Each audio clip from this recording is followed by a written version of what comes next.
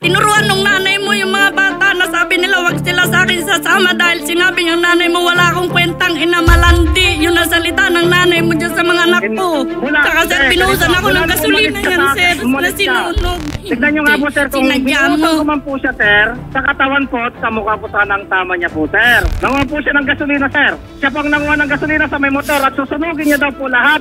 Sa pangkabuhayan ko, pati mga sasakyan ko, yan po. Mas inuna niya pa nga sir na iligtas yung motor kaysa sa akin sir. Pinapanood niya ako na nag-aapoy sir. Tinulan niya papalayo yung motor para hindi masunog yung motor. Hinayaan niya ako sir na umaapoy. Magandang hapon, Ma'am Aiza. Magandang hapon din po. So, meron kayong 3 anak. Lahat sila ay mga minor de edad. Nandun kay Ellie Salting. Bakit wala po sa inyo? Kinuha niya po nung mag-aaral na po. Nung magpapasukan po. Pero dati pala nasa inyo. Nasa akin po. Tapos kinuha niya. Oh, may kaso siya dito. Kasi po, gusto po ng pamilya ko, ipakulong po. Okay. Kaya lang po ako po nakiusap na wag na po kasi iniisip ko po yung mga bata. Nasaan po kayo itong mga bata sa Nueva Ecija? Opo. Alam niyo po kung saan lugar? Opo. Sa bahay po namin na napundar po namin mag-asawa. Pero kayo po, saan kayong inungatira? Nasa magulang ko po. Saan po? Nueva Ecija din? Opo. Sa ibang barangay lang po. Magandang hapon po, Sir Eli. Magandang hapon rin po. Sir Eli, nandito po si Ma'am Aiza. Ang kanyang reklamo ay kinuha niyo po yung mga anak niya at dinala niyo po kung saan kayo nakatira ngayon at tinanggalan siya ng karapatan pagdating sa kustudiya. Pwede kang makasuhan dito, sir.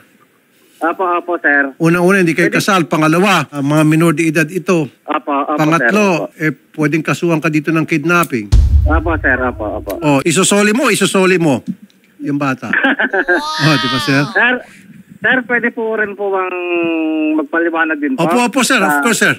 Opo. Sige po, sir. Ganito po yan, sir. Opo. Unang-una po, sir, hindi ko po kinuha yung mga bata, sir. Okay. Opo. Tapos po, binibigay ko po sa kanya, sir, yung mga bata. Ayaw niya pong kunin.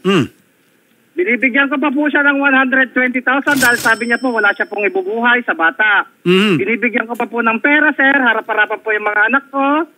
Para may pangnegosyo po siya. At mas maganda ang alaga ng ina kaysa sa ama dahil marami po akong obligasyon, sir, na utang. Opo. Na binabayaran para makapag-concentrate po ako mag-alaga, sir. Opo. Magtrabaho. Yes, sir. Opo. Ganun po, sir. Tapos, unang-una po, sir, magkakampa ako, sir, sa sinabi niyang kinuha ko po yung bata. Opo. Nandun po, sir, sa akin talaga yung mga bata dahil iniwanan niya po. Pumunta pa po doon yung mga pulis na 2. Nakita po nila yung mga bata na nandun po sa akin. Bakit? Tinanong po sa kanya, bakit nandyan sa'yo yung mga anak niya? Bakit wala sa'yo? Ang sagot niya po sa mga pulis is hindi niya daw kayang buhayin, wala daw po siyang pambuhay. O karapat-dapat lang, sir, na nandyan sa'yo yung mga bata. Paki-report mo ito sa DSWD, kanya po, nireport ko po ulit. Naku. Wala pong katotohanan, sir, na Wala po katotohanan niyo, sir. Kahit gabi, nagtatrabaho po ako para kahit imbestigahan niyo po kaming 2, sir, kung sino pong nagkulang po sa amin. Sinungaling ka. Sir. Kaya ako nagpunta doon kasama yung mga pulis dahil kinuha ko yung cellphone ko. Nagtrabaho ako, sir, sa palengke, sir. Unang araw ko pa lang, sir, na nagtrabaho. Pinasok niya ako sa pinagtrabahoan ko, sir, na kinuha yung cellphone ko, sir. Kaya nagpunta ako sa pulis, nagpasama para bawiin yung cellphone ko, sir. Okay. May blatter po kayo doon sa police. Hindi na po kinuha na blatter, sir, kasi sinamahan na po ako mismo ng pulis na bawiin, sir. Okay. Pero sabi niya po, Sir, bibigyan isa daw pa, kayo sir. ng 100,000 pesos para panimula dahil... Hindi yung totoo, sir. Paano niya ako bibigyan, sir, ng 120,000, sir? Yung nga pong bangko na inutangan niya, sir, pati ako sinisingil, sir, nasa kanya naman po yung pera. Wala po siya may pinahawak sa akin, sir, na pera, sir. Ang tagal ko po nag-taste sa kanya, sir. 14 years, sir. Hindi niya ako pinapahawakan ng pera yan, sir. Sir Eli, ganito pong gagawin natin, ano po? Sa bangko. Sa tulong po ng DSWD at saka ng PNP Women's and Children's Desk, kasama po kami, kukunin po namin yung mga bata and then gagawin po ng assessment yung mga bata para malaman kung ano talagang kalagayan at kung ano yung karapat-dapat para sa mga bata. Ano po? Apo, Sir, sir. Alam sinulog ko ako naman yan, po, sir. sir. Wala po, sir, akong pakiusap, sir. Apo. Dahil karapatan niya po yun, sir. Bakit hindi niya po ginagawa yung karapatan niya, sir? Sir, kung kuwan naman po, alam ko pong kuwan po siya, sir. Ina po siya. Karapatan niya rin po itong mga bata. Sir, ako lang naman po, pinagtatanggol ko rin lang po itong mga anak ko dahil ayaw ko pong mawalay sa kanila. Opo. Gusto ko po talagang magkakasama-sama sila. Alam niyo po, ang sabi ko lang po dyan, sir, gusto niya po kasi kunin lang yung maliit. Yung maliit lang po, sir. Kung magkahiwalay man tayo, maghiwalay lang tayo. Huwag mong paghiwalay niya mga bata. Anong yung malit lang? Kung sino yung gusto sumama sa akin, sige. sabi ko kukunin Hindi ko. ako iinay. Kasi alam ko Kung na gusto mo, ayaw hindi. na sumama sa akin ng dalawa dahil kinano nyo na yung pag-iisip nila. Hindi ko inaano yung pag-iisip nila. Kung Tinuruan gusto ko siya man, nung nanay anuhin- mo. Tinuruan nung nanay mo yung mga bata na sabi nila wag sila sa akin sasama dahil sinabi ng nanay mo wala akong kwentang inamalandi. Yun ang salita ng nanay mo dyan sa mga anak ko. Ako May sakali nagsabi man, sa akin. Kung sakali man, wala, sabihin natin kay nanay. Pati ang mga kapatid Nanggaling. mo. Pero yung Pati sa ang mga akin, kapatid wala mo ka man lang nilalait narinig ako. na sa akin. Pinagsasabihan ako ng mga ganon. Saka sir, hindi, binuhusan ganito, ako ng mula nung gasolina umalis ka yan, sa sir. akin, Na umalis ka. sinunog. Binuhusan kanya ng gasolina at siniliban ka? Opo. Ito po, saka sa Oh. hita po, saka sa paa, sir. Nako, sir, ba't mo binuhusan ng gasolina at sinindihan itong si Mrs.? Sir, sir, hindi po ako concern po May pakakon ko lang po yung rason ko rin po, sir. Okay, sige po. Bakit niyo po siya binuhusan ng gasolina, sir? Sir, hindi ko po siya binuhusan, sir. Tignan nyo nga po, sir, kung Sinadya mo. binuhusan ko man po siya, sir, sa katawan po at sa mukha po sana ang tama niya po, sir. Ngayon po, Nasunog siya nga po, yung sir, buhok. yung mga anak ko na lang po ang susumbat dyan, sir. Hindi ko po pwedeng ipagtanggol dahil nga, ganyan nga rin po, parang may sunog na nga po siya, sir. Hindi ko po kaya ipagtanggol yung sarili ko po, sir. Saan ang galing po yung pagkasunog sa kanyang kamay? Siya po, sir, ang tanungin niya po. Kaya nga po, tinatanong namin siya, sabi niya, sinilaban niyo na po siya. Hinagisan niyo siya ng binuhusan niyo siya ng gasolina at sinilaban. Yun po yung version niya. Ano po yung version niyo, sir? Ay, ganun po, sir. Sige. Ganito po na yun, sir. Siya Apo. po ang nanguha ng gasolina. Pwede kong umpisahan po sa may sir. Maikli lang po ito. Ganito po tayo na yun, sir.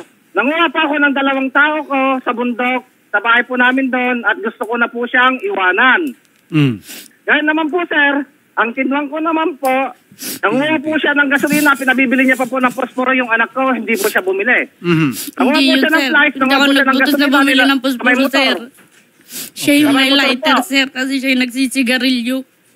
Nanguha po siya ng gasolina, sir. Siya po ang nanguha ng gasolina sa may motor at susunugin niya daw po lahat sa pangkabuhayan ko, pati mga sasakyan ko. Yan po. So, ibig sabihin, sir, binuhusan niya sarili niya ng gasolina? Hindi po, sir. Kakukurin lang po, sir, yung katotohanan po dyan. Hindi, kaya nga po, sir, paano po napunta yung gasolina sa kanyang kamay at paano po nasunog yung kanyang kamay? Pinunod niya po na, nagbuhos po siya doon, sir. Wala Nagasolina, akong susunugin niya na binuhusan, po sa sasakyan. So, ibig sabihin, binuhusan niya yung sarili niya ng gasolina? Ay, hindi po, sir, hindi po. Nagbuhos po siya ng gasolina na doon sa may tabi ng sasakyan. Umapoy na po. Wala pang umapoy ng motor, sir. Kahit tingnan niyo, sir. sir, kompleto yung mga sasakyan doon, sir. Mas inuna niya pa nga, sir, na iligtas yung motor kaysa sa akin, sir. Pinapanood niya ako na nag-aapoy, sir.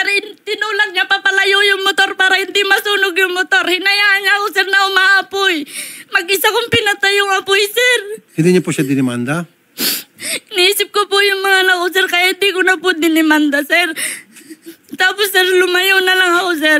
Nagtrabaho para matahimik na. Pero yung pamilya niya, sir, ginugulo ako, sir. Chinachat ako ng kapatid niya, sir. Kasi kampi sila doon sa babae niya, sir. May babae po siya. Opo.